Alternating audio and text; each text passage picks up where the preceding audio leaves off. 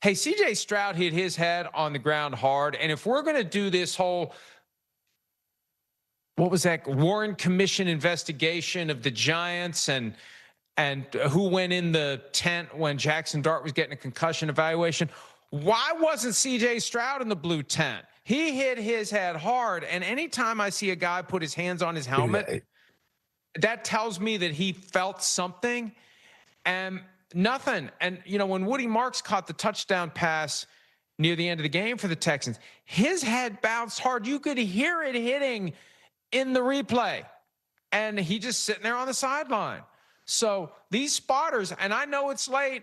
I know you want to go home, but remove your head from your bunghole and press the button and get these evaluations done. Because Stroud should. I'm like, why aren't they looking at Stroud? Why aren't they talking to Stroud? His head hit the ground hard. And, I don't know what all the telltale signs are of a potential concussion, but anytime a guy hits his head on the ground and puts his hands on his helmet, that should be enough to at least get an evaluation, not necessarily in the blue tent, but there should be people around the guy talking to him and making sure he's okay. I was really surprised and disappointed by that. It's amazing, too, because now, and, Sims always says it, too, when we're in the viewing room, you see how many guys, when they do that, either they pause, they put their hand on their head, and they just sit for a moment.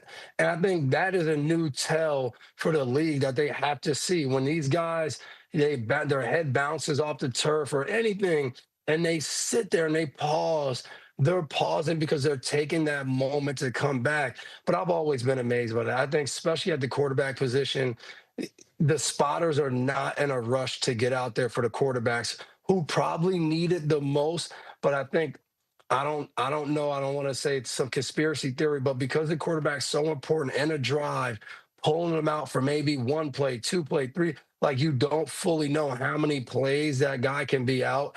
It seems like they're very hesitant on pulling the quarterback. And I'm sure once CJ went to the sideline after the drive, I'm sure the athletic trainer came up and was like, hey, is everything okay? But they're not following the rule. I remember when I was in the league and they came and they told us this new thing with the spotter being up top and they were going to be watching. You expected a lot of those moments that we've seen where guys stay down for a second. You were like, well, spotter's about to come. And it just doesn't happen as often as you would think in the league. And that's an area where, again, if you're going to turn the Giants organization upside down and interview all these different people, as they should, when you have a violation of the protocol regarding the blue tent, then you better have your act together. And you better be, and this has been an issue for years now. I remember the time when Case Keenum, now the number 3 quarterback with the Bears, he was with the Rams. It's been 10 years ago.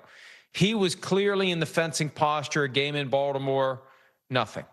And it felt like every year there were multiple examples of that where somebody would be in distress and it never got done. And last night, not that Stroud was in any real distress, but he was in the moment his helmet hit the ground and he put his hands on. Again, I don't know the whole objective indicators, but for me, guy hits his head and puts his hands on his helmet. That tells me he had a reaction to it. Let's check him out and make sure he's okay. Hi, it's Mike Florio. Thanks for watching PFT on YouTube. Hit subscribe for the latest news and analysis from Pro Football Talk.